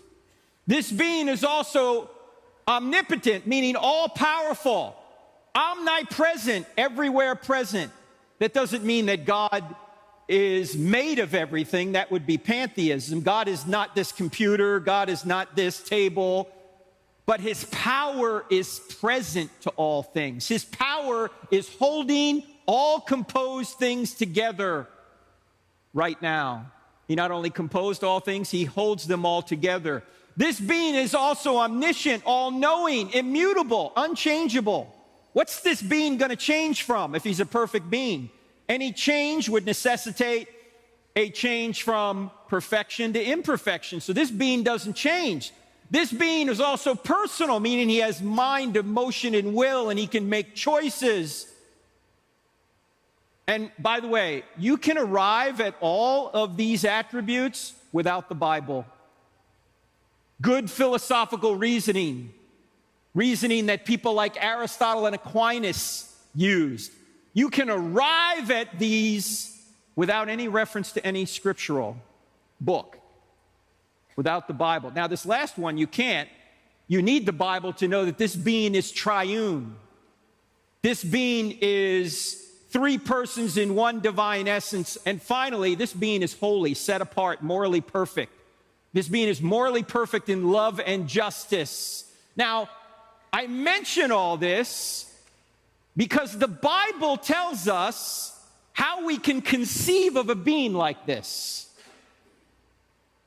How do we conceive of a being that is self-existing, infinite, simple, spaceless, timeless, immaterial? How can we actually conceive of this being? Because we're finite creatures. We don't have these attributes. The Bible tells us how to do it. Who is God? What is he like?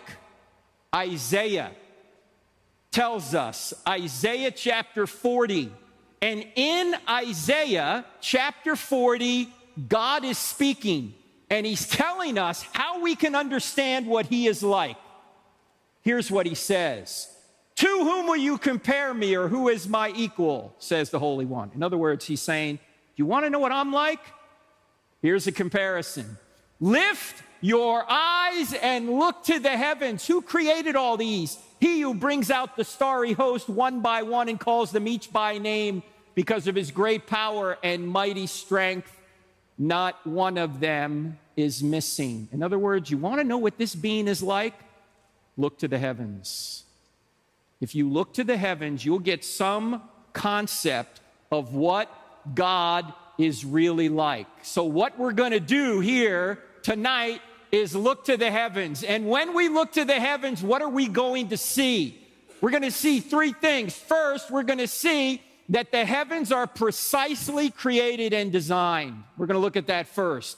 Then secondly, we're going to see that the heavens are unimaginably vast. You're not going to be able to even comprehend how vast the heavens are, but we'll try. The Bible gives us a clue as to how to comprehend that. And then finally, we're going to see that the heavens are dazzlingly beautiful. And we're going to use the Hubble Space Telescope to help us see that. So let's start right here at point one, precisely created and designed. You guys ready to go? Okay, good.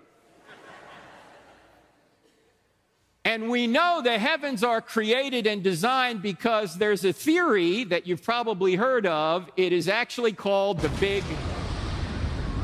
And you're saying, Frank, the Big Bang? We're Christians. We don't believe in the Big Bang. You guys don't believe in the Big Bang? I believe in the Big Bang. I just know who banged it. In fact, the evidence for the Big Bang is so good that even atheists are admitting the data. They're admitting that space, matter, and time had a beginning out of nothing. Well, let me ask you this, ladies and gentlemen. If space, matter, and time had a beginning out of nothing, what could have created space, matter, and time? Only something that's spaceless, timeless, and immaterial, right? Something outside of space, matter, and time. A spaceless, timeless, immaterial, powerful, personal, intelligent being. You can get those attributes of God by one argument for God, and that is the argument from the beginning of the universe. But I don't have time to dwell on that right now. I want to instead talk about the fact that the universe is fine-tuned. Not only was it created, but it was created in such a precise way that if any of a number of attributes about the universe were slightly different, there would either be no universe or no universe that could support life. And we're going to start with an atheist by the name of Stephen Hawking. You've probably heard of him. He was probably the most well-known physicist in the world until he died about 4 years ago. And here's what Hawking said about the beginning of the universe. He said, if the expansion rate of the universe was different by 1 part in 1,000 million, a second after the Big Bang, the universe would have collapsed back on itself or never developed galaxies. In other words, if the expansion rate from the very beginning was that infinitesimally different, none of us would be here. Now, you can't make any sort of evolutionary explanation for this. Why? Because the expansion rate did not evolve to a particular point. The expansion rate started there. This is what scientists call one of the initial conditions of the universe. When space-time and matter were created, the expansion rate was perfect.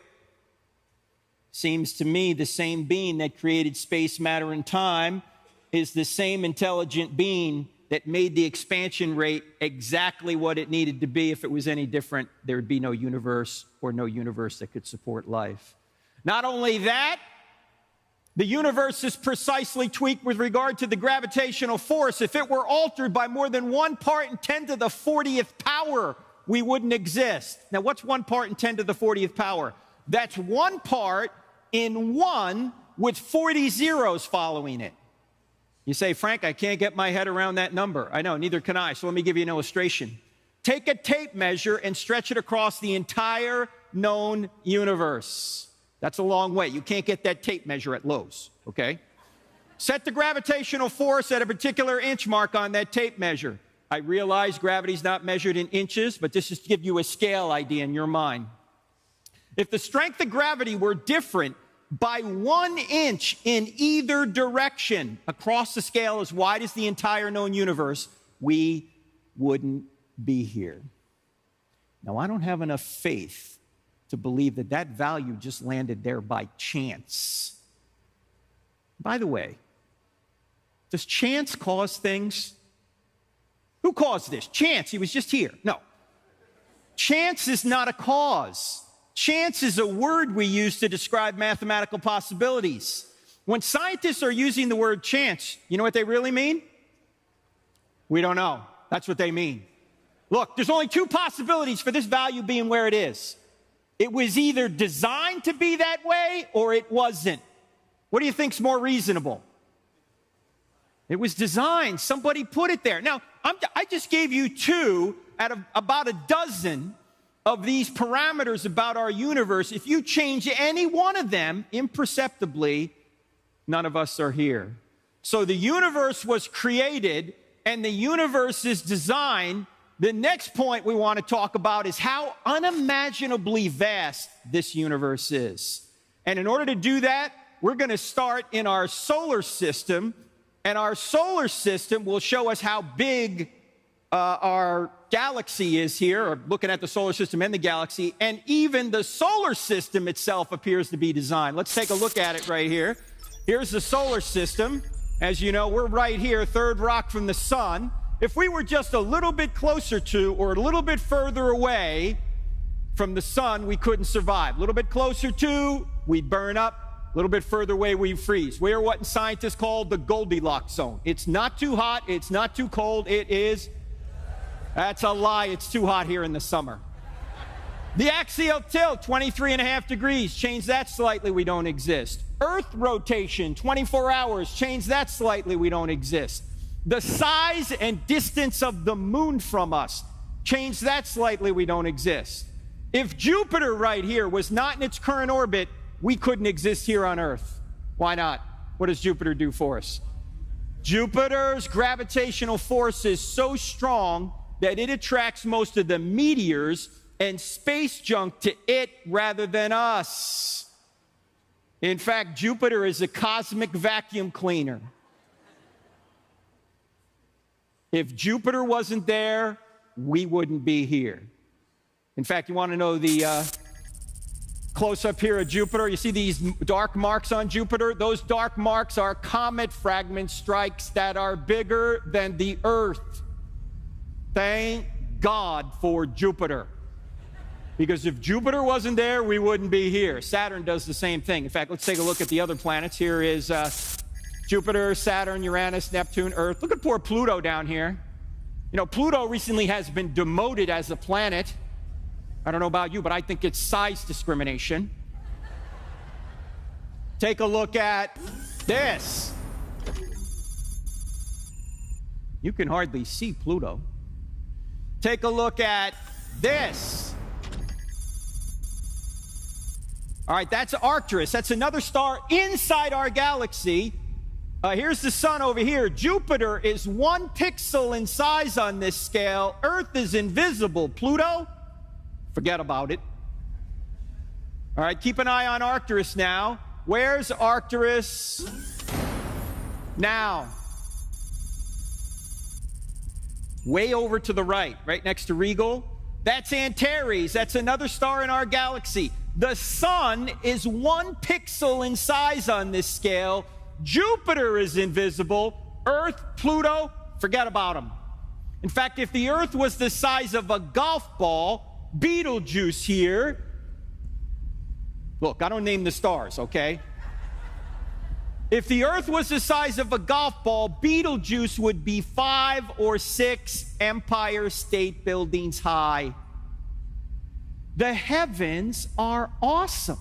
And that's just in our galaxy. This is not outside our galaxy. And the average distance between stars in our galaxy is 30 trillion miles, and all that distance is necessary for us to exist here on Earth. Now, 30 trillion miles, how far is that? Far. Take you at least 2 tanks of gas and a Toyota Prius to go 30 trillion miles.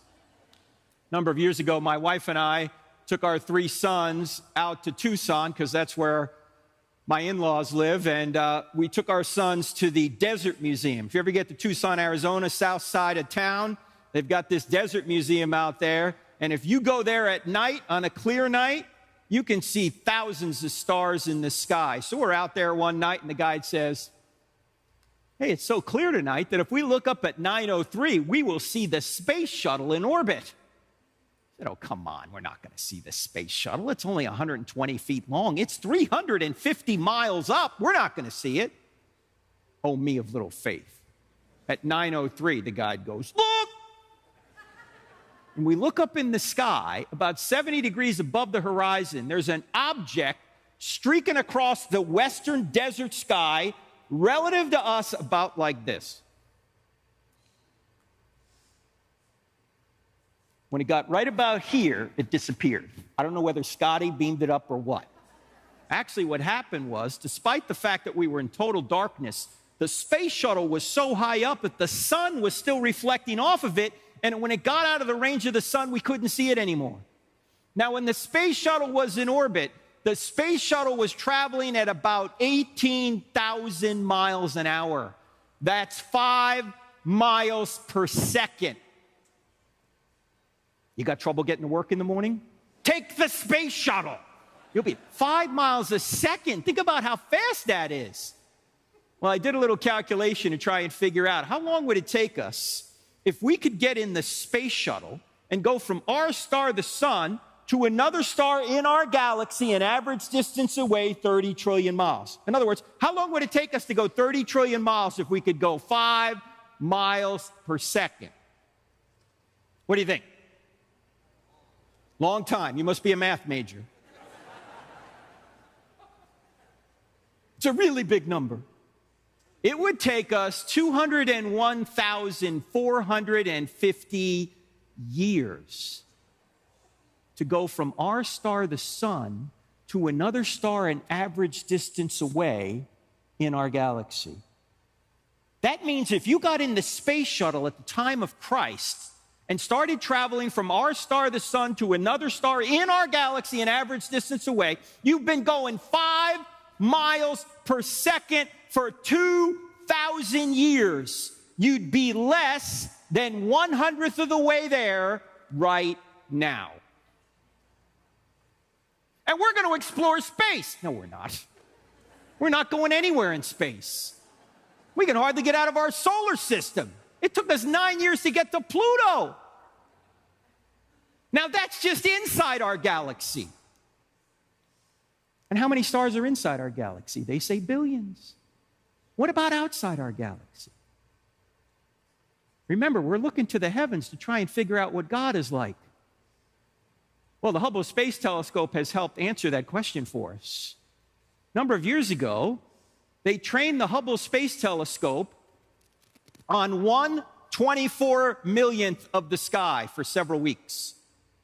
What's 1/24 of the sky? Go outside tonight, put a piece of rice on the end of your finger, hold it up at arm's length. That piece of rice represents about 1/24 of the sky. What did they find when they did that? What I'm going to show you is the video from the mission. And it's just a series of pictures, and it's going to zoom in on 1/24 of the sky. This is called Hubble Ultra Deep Field. It's in the public domain. You can Google it or DuckDuckGo it, okay, and find it. Now, I don't know if you can see this on here, but you see these are mountains down here. This is the southern sky, southern hemisphere. I'm going to start the video, and you're going to see the constellations come up, and then Hubble's going to zoom in to the ultimate picture they took. There is no audio. It's just video. Are you ready? Here we go. 1/24 of the sky. There are the constellations.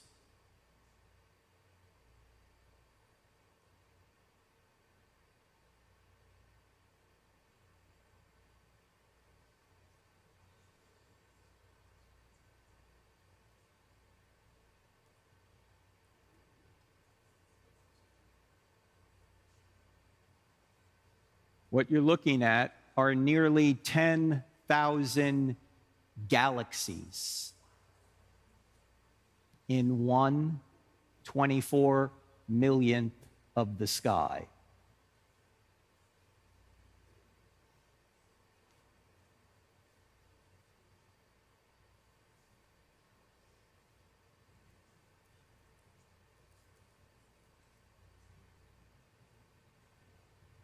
How many stars are out there? Researchers at the University of Hawaii figured it out. The number of stars in our universe are about equivalent to the number of sand grains on all the beaches on all the earth times 100,000. And to go from one star to another star just in our galaxy, going over 5 miles a second, will take you over 200,000 years.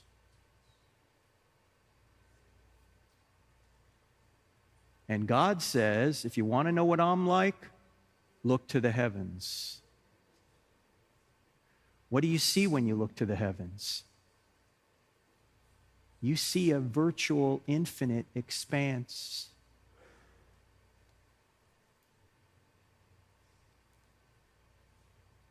Ladies and gentlemen, I never want to hear any of you ever use the word awesome again, unless you're talking about the heavens or God.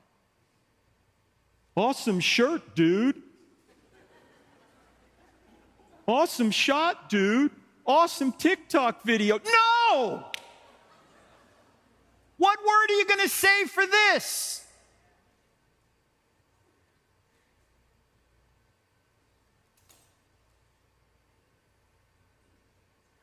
You feel small now? You shouldn't. Why? Because as amazing as the heavens are, you're actually more amazing. The heavens are not made in the image of God, but you are.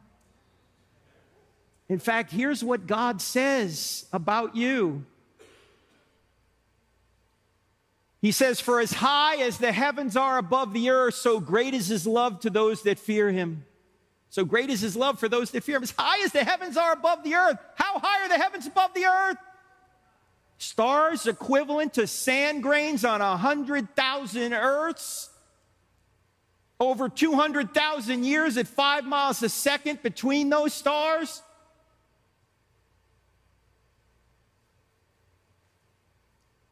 It's infinite. That's the point. He's not a man on a cloud. He's not the man upstairs. He's not your buddy.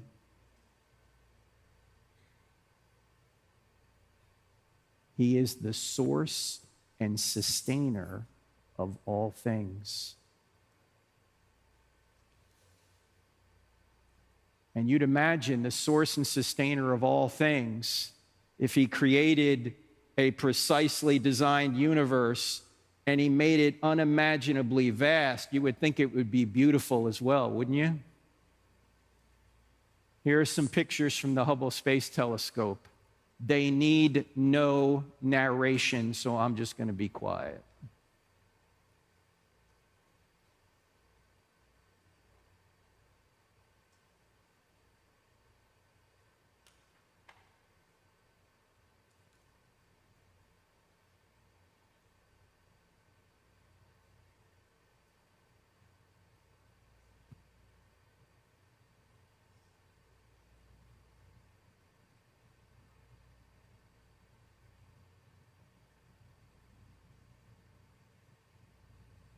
He's watching.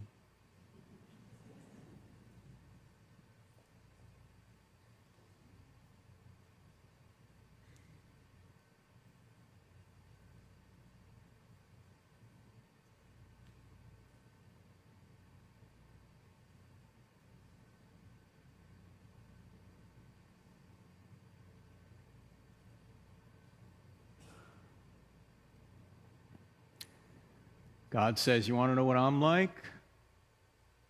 Look to the heavens. What do you see when you look to the heavens? You see a precisely created and designed universe. You see a universe that is unimaginably vast, and you see one that's dazzlingly beautiful.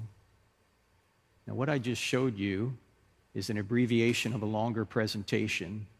If you want to see the whole thing, the DVD is out there somewhere in the lobby, and Andrew, the I'm book gonna have you go ahead and Stealing stop from it. God, which talks about this.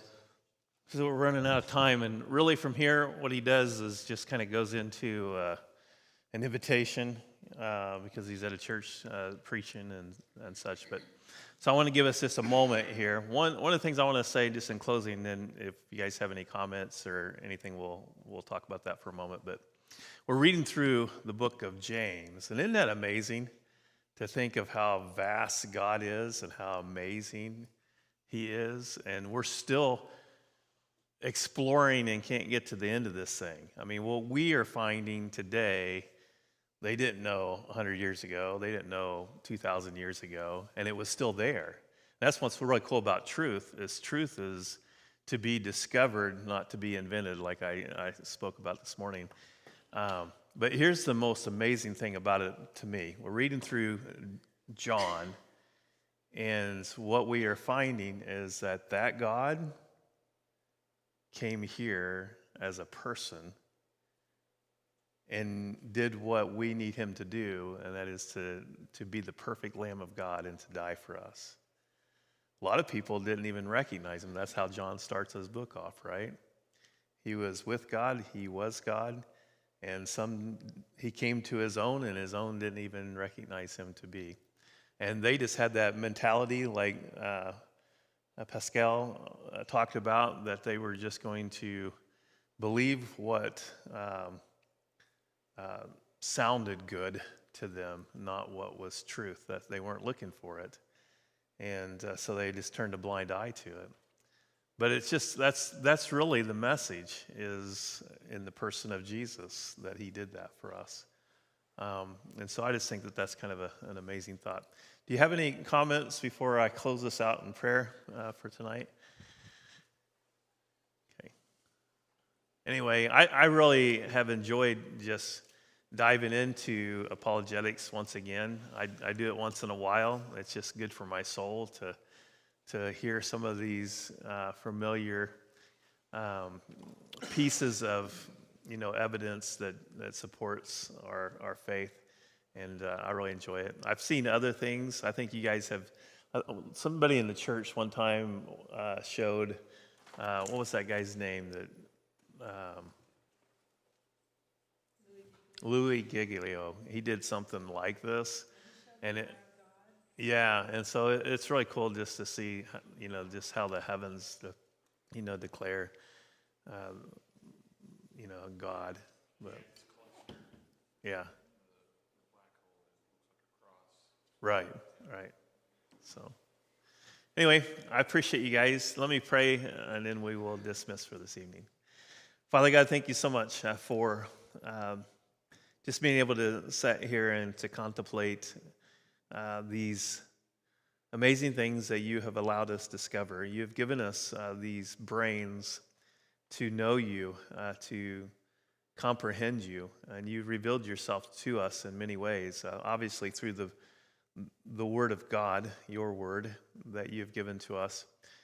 But you've also done that through just the things that you've created. And Romans 1 talks about that the things that were created were meant for us to comprehend and to see you as well.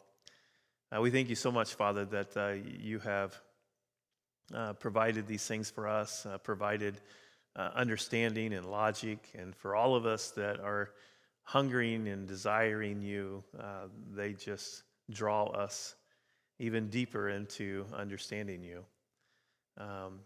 And Lord, we just pray that we would just be able to maybe use this to teach our children and to teach other people that are seekers of you, but not be discouraged by those who just are going to refuse it no matter what.